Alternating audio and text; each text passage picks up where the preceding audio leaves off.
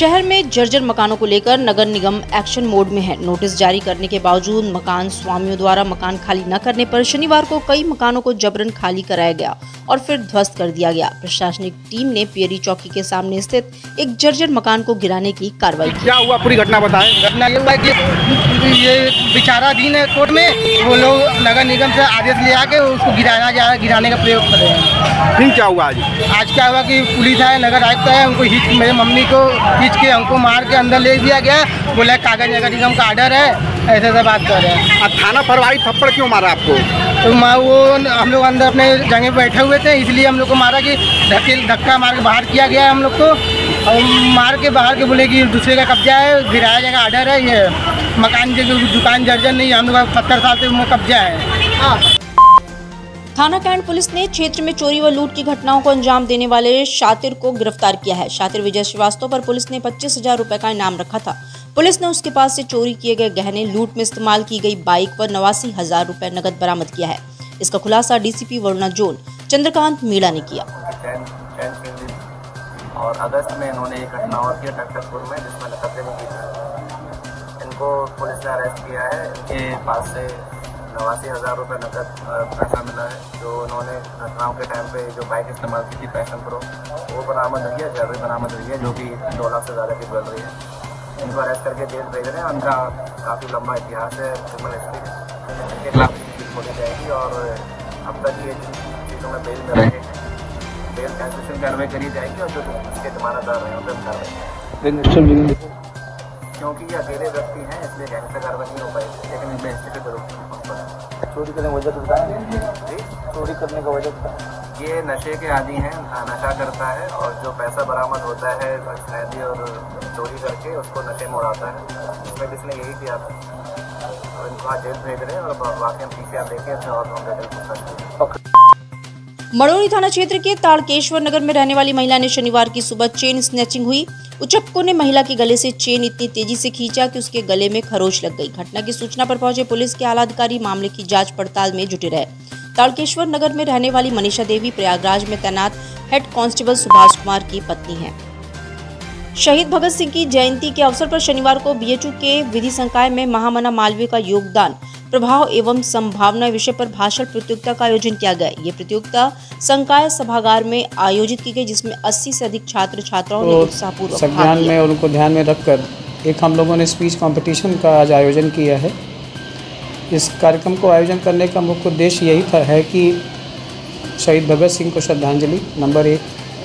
Number 2, जो हमारे यहाँ BA LLB 5 ईयर और LLB 3 ईयर के जो प्रथम वर्ष के छात्र हैं, वो महामना और इस विश्वविद्यालय के बारे में जानें कि कैसे इसकी स्थापना हुई, कितना संघर्ष हुआ, ताकि उनका इस विश्वविद्यालय के प्रति एक तो ज्ञान बढ़े, प्लस इस विश्वविद्यालय में समर्पण भाव से वो अपनी आगे पढ़ाई लिखाई, आगे जो समय शेष उनका रहेगा यहाँ पे विश्वविद्यालय में, वो उसी क्रम में उसको लेके चलें। जैसा महामना स्वयं कहते थे कि शिक्षा के साथ साथ एक चरित्र निर्माण भी एक आवश्यक तत्व है। तो हम लोगों के आज इस कार्यक्रम में कमिश्नरी सभागार में शनिवार को आयुष्मान भारत प्रधानमंत्री जन आरोग्य योजना के अंतर्गत 70 वर्ष या उससे अधिक उम्र के व्यक्तियों के आयुष्मान कार्ड वितरण की शुरुआत की गई। उत्तर प्रदेश के स्टैंप एवं न्यायालय पंजीयन शुल्क राज्य मंत्री रविंद्र जायसवाल और अन्य जनप्रतिनिधियों ने 3 पात्र लाभार्थियों क्रमशः 71 वर्षीय केदार पांडे, सीता बलम सिंह व 72 वर्षीय गौरी सेन गुप्ता को आयुष्मान कार्ड प्रदान किया। गंगा नदी की सफाई के लिए शहर में गिरने वाले सभी नालों को बंद करने का निर्णय लिया गया है। अपर मुख्य सचिव नमामि गंगे एवं ग्रामीण जलापूर्ति विभाग अनुराग श्रीवास्तव ने सर्किट हाउस में आयोजित समीक्षा बैठक में निर्देश दिए। उन्होंने कहा कि दिसंबर तक गंगा का पानी साफ नजर आने लगेगा। उन क्षेत्रों में जहां अभी तक सीवरेज लाइन नहीं बिछाई गई है, जल्द से जल्द काम पूरा किया जाए। श्री काशी विश्वनाथ धाम वाराणसी के परिसर में इस वर्ष शारदीय नवरात्रि में रामलीला का 2 दिवसीय मंचन होने जा रहा है। काशी रंगमंच कला परिषद सिधौना गाजीपुर की टीम 4 अक्टूबर को धनुष यज्ञ और 5 अक्टूबर को रावण वध का लीला मंचन करेगी। रंगमंच कला परिषद के रामलीला मंचन के संवाद अलग अलग भाषाओं के 7 रामायण ग्रंथों के लिए गए हैं। काशी के 50 मोचन कुंड पर किन्नर समुदाय ने अपने पूर्वजों के लिए पिंडदान का अनुष्ठान किया। इस कार्यक्रम का नेतृत्व महामंडलेश्वर लक्ष्मी नारायण त्रिपाठी ने किया। इसमें हर साल की तरह किन्नर अखाड़े ने पितरों की मुक्ति की प्रार्थना की। इस समारोह में 35 किन्नरों ने पिंडदान और तर्पण किया। भैया के द्वारा और मेरे द्वारा ये शुरुआत की गई।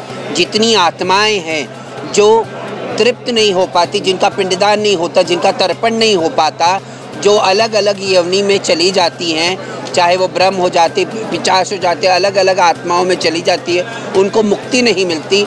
उन आत्माओं को सनातन धर्म में तर्पण का संविधान है और उस तरीके से क्रियाएं हैं। त्रिपिंडी श्राद्ध है तो हम सामूहिक त्रिपिंडी श्राद्ध उन आत्माओं के लिए, चाहे वो नर हो, नारी हो, किन्नर हो या कोई भी हो, पशु हो या पक्षी हो, सबके लिए हम श्राद्ध करते हैं और ये मनोकामना करते हैं हमारे महाकाल, हमारे पिशाच बाबा से कि सबको मुक्ति पिशाच मोचन कुंड पे प्राप्त हो। रामनगर की रामलीला के 12वें दिन भरत के चित्रकूट पहुंचने की खबर सुनकर भगवान श्री राम और लक्ष्मण दोनों चिंतित हो गए। भरत के आगमन को लेकर श्री राम सोच में पड़ गए, जबकि लक्ष्मण का विश्वास भी डगमगा गया। इसी बीच आकाशवाणी हुई जिसने सभी का संदेह दूर किया। जब भरत श्री राम को देखकर पाहीनाथ पाहिंगो सोई का उद्घोष करते हुए भूमि पर गिर पड़े, तब भगवान श्री राम ने दौड़कर उन्हें उठाया और गले से लगा लिया। ये दृश्य देख लीला प्रेमियों की आंखों में आंसू आ गए। ये हम नहीं बता सकते। और ये जो है कि अभी निखात रात से कल चले हैं भगवान जी, भरत जी भरद्वाज मुनि से आश्रम से आज यहाँ आए हैं। आज यहाँ पे क्या क्या लीला होगा? अब यहाँ पर ये भरत जी भगवान जी से मिलने जाएंगे, उनको कहेंगे कि आप वापस चलिए। भगवान जी कहेंगे नहीं हम नहीं, आप जाइए। अब हमको वनवास मिला है, पिता का वचन निभाना है, तो हम यहाँ आए हैं। गाजीपुर से सपा सांसद अफजाल अंसारी के गांजा पर दिए बयान पर वाराणसी के संतों ने नाराजगी जताई है। अफजाल अंसारी ने एक इंटरव्यू के दौरान कहा था कि साधु संत महात्मा और समाज के बहुत लोग गांजा बड़े शौक से पीते हैं। स्वामी जितेंद्रानंद सरस्वती ने कहा कि हम अफजाल भाई से इतना ही कहेंगे कि वो अपने आप को हलाला और हलाल तक ही सीमित रखे। काशी के सुमेरु पीठ के पीठाधीश्वर स्वामी नरेंद्रानंद ने कहा कि अफजाल अंसारी जैसे लोग गांजा सप्लाई करने वालों के कुछ हिस्सा लेते होंगे।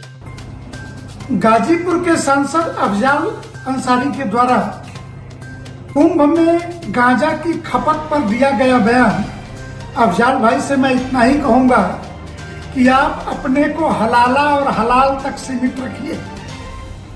संतों के थाली में क्या पड़ रहा है और कुंभ हमारी परंपरा है, हमारा ऐश्वर्य है और संतों का अपना तपश्चर्या का जीवन है।